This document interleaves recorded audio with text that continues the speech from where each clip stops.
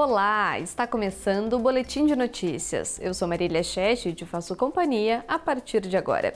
O mês de novembro está quase terminando, mas ainda dá tempo de você fazer o teste preventivo ao câncer de próstata no mês em que se intensifica a campanha contra a doença. Segundo a Organização Mundial da Saúde, por ano, mais de 1.400.000 homens são diagnosticados com câncer de próstata ao redor do mundo. Para o diagnóstico do câncer de próstata, o método mais conhecido é o exame de toque. Porém, um estudo realizado pelo Centro Alemão de Pesquisa do Câncer sugere que outros métodos sejam utilizados pelos médicos para identificar a doença nas fases iniciais. Um deles é o teste PSA, que por meio de uma amostra de sangue coletada do paciente, verifica o nível de antígeno específico da próstata. O PSA pode aumentar pelo crescimento da próstata, que é uma condição benigna comum, pode aumentar pela idade e pode aumentar por processos inflamatórios da próstata, prostatites, infecções urinárias, pode aumentar o PSA. O seu Márcio tem 70 anos e é engenheiro aposentado. Ele sempre manteve regularidade nos exames de sangue e de toque. Mas no final do ano passado, o teste PSA acusou uma alteração na próstata. Poucos meses depois, o seu Márcio realizou a cirurgia recomendada pelo médico. E é uma operação muito simples, feita toda por robô. Eu saí da sala de cirurgia, do centro cirúrgico lá pelas 13 horas, do dia 14, do dia 15, e no dia 16, às 11 horas, eu já obtive alta. Como o seu Márcio descobriu a doença ainda no estágio inicial, o câncer não havia se espalhado para nenhuma outra parte do corpo. Com isso, a cirurgia dele foi um sucesso e atualmente leva uma vida tranquila, mas sem deixar de ir ao médico regularmente. Eu sempre fiz exame de próstata, de toque, fazia PSA a cada ano, 2 anos, e sempre fui acompanhando. Todo homem passou de 50 anos, eu sugiro obrigatoriamente fazer os exames preventivos, né? Esse médico urologista reforça a confiabilidade e a eficácia da coleta de sangue. Hoje em dia, 85 a 90% dos diagnósticos de câncer de próstata são feitos pelo PSA. E o PSA, ele, inclusive, consegue predizer a chance dessa pessoa ter câncer no futuro. Não existe nível de PSA seguro, qualquer nível pode ter câncer, mas quanto menor essa chance. O toque, ele é importante, porque em alguns casos, como eu falei, o PSA, mesmo PSA baixo, você pode ter o diagnóstico de câncer. Então o toque, ele complementa. De acordo com a Agência Internacional para a Pesquisa do Câncer da Organização Mundial da Saúde, atualmente são registrados mais de 1.400.000 casos de câncer de próstata em todo o mundo. A doença é responsável por cerca de 375.000 mortes todos os anos. No Brasil, conforme o Instituto Nacional do Câncer, mais de 70.000 novos casos de câncer de próstata são registrados por ano. Para os especialistas, a melhor prevenção é o diagnóstico precoce da doença. Quanto antes fizer o diagnóstico, melhor o resultado cirúrgico, menor a chance de possíveis sequelas, melhor o resultado, a chance de cura desse paciente. Então, por isso que não adianta esperar vir alguns sintomas. O câncer, quando ele é pequeno, quando ele não se espalhou, é que ele tem maior chance de cura. Este mês é conhecido pela campanha Novembro Azul, de conscientização da importância dos exames, principalmente para homens acima de 50 anos ou a partir dos 45 anos para quem tem histórico da doença na família.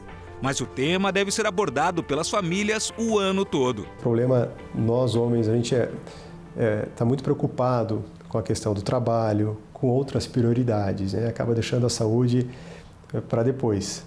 Mas é importante fazer os exames, é importante conhecer um médico de confiança, que a partir do momento que você conhece, que você tem esse acesso, tua qualidade de vida melhora. Então é importante ter essa consciência e os familiares ajudando. Hoje, as mulheres acabam ligando para o consultório para agendar consultas para os homens, para os maridos. Isso ajuda bastante também. É uma doença, tá, curável, tá? Às vezes não, né? Às vezes tem que fazer quimioterapia, radioterapia e tal, né? Mas eu sou um felizardo, acredito, né? Tô curado. Especialistas da área do clima revelam que o aquecimento global tem impactos diretos numa disparada de casos de dengue no Brasil. São dados preocupantes e merecem toda a nossa atenção. Os últimos meses foram os mais chuvosos em todo o país, com algumas ocorrências de temporais e enchentes. Além da mudança climática, há um aumento expressivo no número de casos de dengue. Segundo o Ministério da Saúde, até o fim do mês de outubro, foram notificados mais de 1.600.000 casos de dengue no Brasil, o que representa um aumento de 21% em relação ao ano passado. Somente no estado do Paraná, dos 399 municípios, 202 tiveram casos confirmados de dengue no período. Por isso, é importante a participação e colaboração da população no combate aos focos do mosquito Aedes aegypti, vetor não só da dengue, mas também da zika e chikungunya. Medidas simples do dia a dia podem fazer toda a diferença, como eliminar a água armazenada em vasos de plantas, galões de água, pneus, garrafas plásticas, piscinas sem uso e outros locais que possam manter a água parada. Atualmente, existe apenas uma vacina contra a dengue registrada pela Anvisa, mas ela não está disponível no SUS, apenas na rede privada de saúde. Precisamos nos manter unidos para combater criatórios, não deixar água parada dentro do quintal de casa, dar aquela olhada nos terrenos vazios próximos da sua residência. Combater a dengue é, antes de tudo, um trabalho comunitário. A Diocese de Palmares, em Pernambuco, celebrou mais uma edição da Romaria Diocesana do Sagrado Coração de Jesus. A celebração recebeu milhares de fiéis que percorreram as principais ruas da cidade em direção ao santuário com muita música e oração. Já são mais de 2 décadas de Romaria Diocesana em Palmares. Com exceção da pandemia, o evento reúne sempre milhares de fiéis da cidade, região e até de estados vizinhos, como Alagoas. Caravanas vindas das paróquias começaram a chegar logo cedo. Com o tema Coração Ardente de Jesus, Nossa Vocação, a Romaria teve início em frente à Catedral, onde o bispo diocesano Dom Fernando Barbosa deu a bênção. Logo em seguida, a caminhada que percorreu as principais ruas da cidade e até a rodovia seguiu em direção ao santuário. Durante o percurso, muita música e oração. É um momento de fraternidade, um momento de união, um momento que a igreja está reunida em torno do seu pastor, o bispo diocesano, com todos os padres, todos os fiéis das diversas paróquias de nossa diocese. Ao todo, são 5 quilômetros de trajeto. As imagens mostram a multidão que marcou presença no evento. Bandeiras do Sagrado Coração foram levadas, tudo para mostrar a devoção de homens, mulheres, jovens e crianças. Participar da Romaria é vivenciar essa comunhão da Igreja Diocesana de Palmares. No andor, a imagem de Cristo crucificado com o Sagrado Coração foi criada pelo primeiro bispo da diocese, Dom Acácio Rodrigues, e permanece até hoje. A imagem singular está presente em todas as paróquias da diocese desde 2017. Após a procissão, a missa no Santuário do Sagrado Coração de Jesus foi presidida pelo bispo emérito de Caruaru, Dom Bernardino Marquió, e concelebrada por Dom Fernando Barbosa e padres de toda a diocese. Meus irmãos e irmãs, 23ª Romaria do Sagrado Coração de Jesus. Sagrado Coração de Jesus, fonte de todas as vocações. Este é o tema que nós, como Diocese de Palmares, refletimos ao longo da preparação de mais uma Romaria. Jesus, e a partir do seu coração, manifesta a cada pessoa a vontade de servir na construção do Reino de Deus.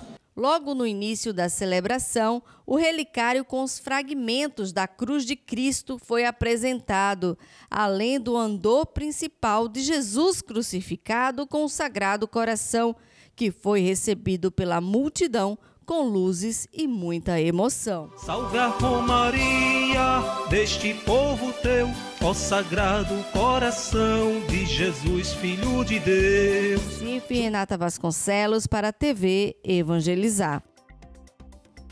A Igreja Católica no Brasil tem agora o novo Missal Romano. O livro dá ordenamento à liturgia praticada pela Igreja em todo o mundo. Desde o dia 26 de novembro, a Igreja Católica no Brasil passou a ter um novo missal romano.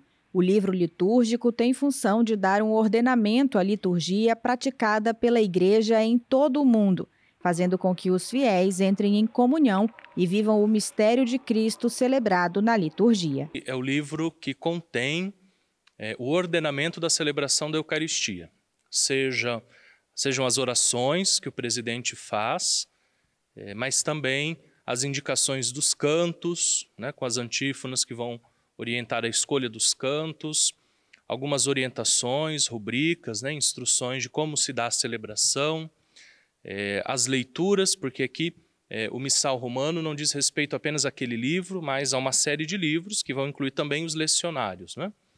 Mas o Missal em si, em síntese, a sua importância está em que ele contém todos os textos rezados, proclamados, cantados da celebração da Eucaristia. Com mais de 1.300 páginas, o novo exemplar traz um texto todo revisado e um novo capítulo que trata das adaptações que competem às conferências episcopais e aos bispos. E além da vigília do Natal, da Páscoa e de Pentecostes, passa a ter também as vigílias da Ascensão do Senhor e da Epifania. Foi uma edição feita pelo Papa São João Paulo II, a pedido dele no ano 2000, com também alguns acréscimos depois feitos em 2008 pelo Papa Bento XVI. Então esse texto, essa edição típica que a gente chama, né, texto latino, foi traduzido, né, por todos, na verdade pelo mundo todo, está nesse processo. Alguns países já terminaram há pouco tempo, outros estão terminando. E nós também terminamos no ano passado, foi aprovado este ano. O que mudaram foram os textos. Então, a tradução dos textos foram revistas, de tal forma que agora haja uma maior fidelidade ao original em latim, mas também que leve-se em conta o que nós chamamos de proclamabilidade, para que esses textos favoreçam na sua poesia, no modo de serem proclamados, a oração da Assembleia. A nova edição do Missal Romano assegura a unidade para a Igreja Católica não apenas no Brasil, mas em todos os países que falam a língua portuguesa. A mesma Eucaristia que nós celebramos aqui em Maringá, por exemplo, mas em qualquer outra região do Brasil, mas não só aqui, porque um dos critérios da tradução é que todos os países do mesmo idioma, então houve um acordo entre o Brasil e os outros países de língua portuguesa, para que as aclamações, as respostas do povo sejam as mesmas no Brasil, em Portugal, em qualquer outro país que fale o português. Então, as respostas, as aclamações dos fiéis são sempre as mesmas, né? Está terminando o Boletim de Notícias. Obrigada pela sua companhia e até a próxima.